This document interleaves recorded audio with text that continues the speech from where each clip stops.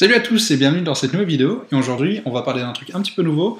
On va s'attaquer à Xcode qui nous permet de produire du langage pour développer des applications iOS et aussi OS X, etc. Donc pour développer sous Apple, iPhone, iPad et toutes les joyeusetés qui s'en suivent.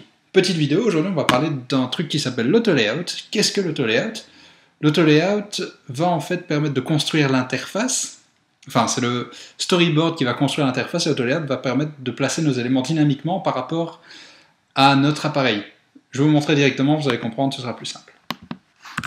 Je vous montre simplement ce qui va changer. Imaginons qu'on ajoute quelque chose ici. Déjà, je vais changer la taille de ceci pour lui donner une taille à peu près correcte. Voilà. Ici, un iPhone 4 inch, donc c'est la taille d'un iPhone 5 et 5S. Je vais placer un élément. Je vais pas utiliser l'autolayout pour l'instant. Et on va voir à quoi nous sert l'autolayout. Je vais le mettre ici en bas. Je vais simuler un lancement sur un iPhone 5, la taille que j'ai définie ici, et vous voyez que il est à la place où je l'ai demandé ici en bas. C'est nickel. Par contre maintenant, si je lance mon simulateur sur un iPhone 4S, et que je laisse ça à la même taille que sur un iPhone 5, eh ben on va se rendre compte que vu qu'un iPhone 4S est moins haut qu'un iPhone 5, et bien ce qui se passe sur notre écran ici c'est blanc, on ne le voit pas, il est hors zone. Et donc c'est là que l'autolayout intervient. En fait grâce à l'autolayout, on va pouvoir donner des constraints, qu'on appelle ça, c'est-à-dire des règles qui vont interagir sur nos éléments pour leur dire tu dois te positionner là en fonction de ça. Donc ça va être assez simple, on va vraiment voir les basiques aujourd'hui, et donc je vais essayer quelque chose d'assez simple. Disons qu'on a une petite interface où on doit simplement ajouter un titre et une zone de texte et un bouton. Ça va être assez simple. Donc en premier on va importer un label. Un label, ce sera notre titre. Un label, c'est une zone de texte, enfin pas une zone de texte, c'est un texte qu'on définira sous iOS. Donc un label, on va lui donner, je sais pas, par exemple, quel est votre prénom? Ok, on a ça. Notre label, ce qu'on veut, on veut qu'il soit placé au centre, ici. On voit que quand je déplace les éléments, il me dit automatiquement, ah c'est ici le centre. Et on veut qu'il soit à peu près ici à la hauteur. Donc comment appliquer des constraints? Et bien pour ça, en fait, on sélectionne simplement notre élément. Et ici, en bas à droite, vous voyez que vous avez un pin qui apparaît. Et quand vous cliquez dessus, ça fait apparaître une petite... comment dire? Une petite fenêtre, voilà, pardon. Et de là, on va pouvoir un peu définir nos constraints. Donc ce qu'on peut faire, déjà, on veut qu'il soit... Ici, 44, c'est un peu trop pour moi. Je vais dire que, par exemple, je veux qu'il soit à 30. Hop, 30, pardon. Voilà. Ça, on ne touche pas. Donc, il sera maintenant collé à 32. Ce qu'on va faire pour appliquer ces constraints, c'est voir ce que ça donne. On va appliquer sur un constraint. Et on voit que ici, j'ai une erreur déjà et un avertissement. L'erreur, c'est qu'il me dit que je n'ai pas de la position X. La position X, c'est quoi? C'est par rapport à la largeur. Donc, il faut lui donner. En l'occurrence, moi, je veux que lui, ok, il soit aligné toujours au centre de mon appareil. Donc, pour ça, je vais ouvrir celle à côté, qui a un truc d'alignement, c'est très semblable à ce que fait Illustrator, etc. Toujours sélectionné, je vais sélectionner celui-ci. Et je vais dire que je veux qu'il soit aligné horizontalement sur le conteneur. Add. Et maintenant, je vois qu'ici, il m'a fait un constraint ici, il m'a mis une petite ligne, il apparaît, et je vois que j'ai un avertissement, il me dit que, en gros, il est mal placé de 14 pixels. Et ben, je vais faire Update Frame, Fix Misplacement, et il sera bien placé. Donc, ici, on a notre texte qui est mis en position. Pour vous montrer ça, je vais encore ouvrir mon truc sous 4S. Vous voyez que il est centré et il est à 30 pixels à peu près. Et maintenant, si je le lance sur, imaginons, un iPhone 6 Plus qui est plus large, hop, ça va prendre peut-être un petit peu de temps le temps qu'il le lance. Voilà, il est en train de charger, on va le laisser charger. Et bien, on va voir que, nickel. Donc, s'il veut bien se lancer, hop, on voit que il est à 30 pixels de haut par rapport au titre, encore une fois, ça n'a pas bougé, et qu'il est parfaitement aligné au centre. Donc ça, c'est vraiment les basiques. Donc on va rajouter un deuxième élément, on va rajouter une zone de texte, en l'occurrence c'est text field, et je le fais glisser encore une fois dans ma fenêtre.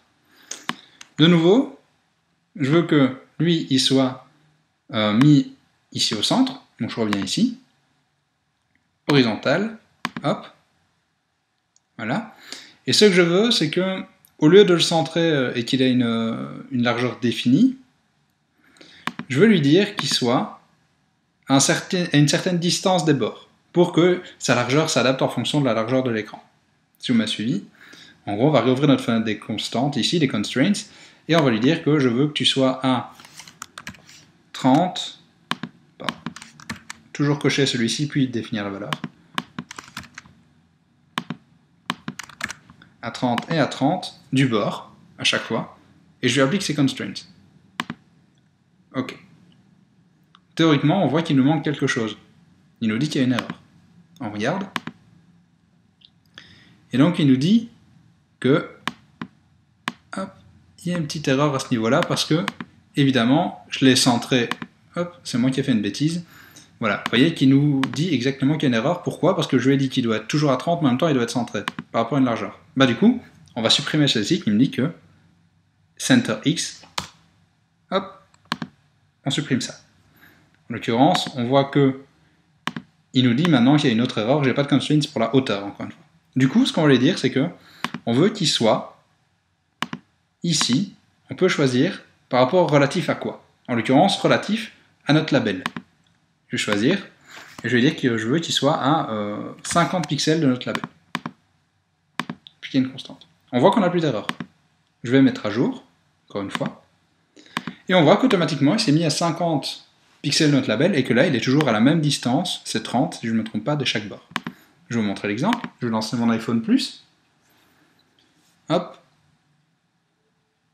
On voit que tout est en place, il est ici à une certaine largeur. Et si maintenant je le lance sur un iPhone 4S, qui est beaucoup plus petit, évidemment,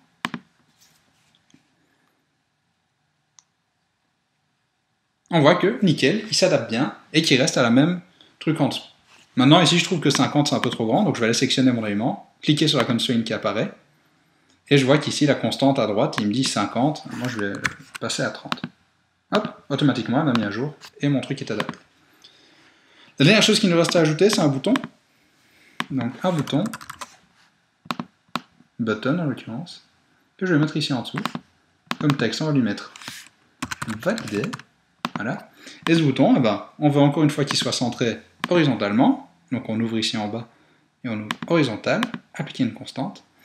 Et celui-là, on veut qu'il soit placé à 15, pardon, je voulais sélectionner, à 15 de notre text field, en l'occurrence, voilà, run style text field, 15, voilà, et j'applique ma constante. Et hop, ici automatiquement, elle me dit que je dois mettre à jour, comme d'hab, fix misplacement, et hop, on voit qu'il s'est mis automatiquement à jour. Et là maintenant, si je passais à n'importe quelle taille d'iPhone, imaginons que je passe à un iPad, et bien automatiquement, hop, comme vous voyez, il se met à jour. Et ça nous permet d'avoir des interfaces qui s'adapteront à tous les écrans. Et même si je passe de vertical de paysage à portrait, etc., il va toujours coller par rapport aux constraints qu'on a mis. Donc c'est vraiment les basiques ici. Je compte faire d'autres tutoriels sous iOS, donc n'hésitez pas à vous abonner, à liker cette vidéo, à la partager, tout ce que vous voulez, si vous trouvez que la scène française sur iOS Swift est un petit peu faible. Enfin, je pense, j'en ai pas vu des masses. Donc n'hésitez pas à liker, partager, etc. Je ferai d'autres tutos sur Swift qui seront plus portés sur le code ou qui reviendront un peu à l'auto-layout, qui mixeront un peu les deux. Donc je vous dis à très très bientôt. Salut à tous et à la prochaine pour une autre vidéo. Ciao!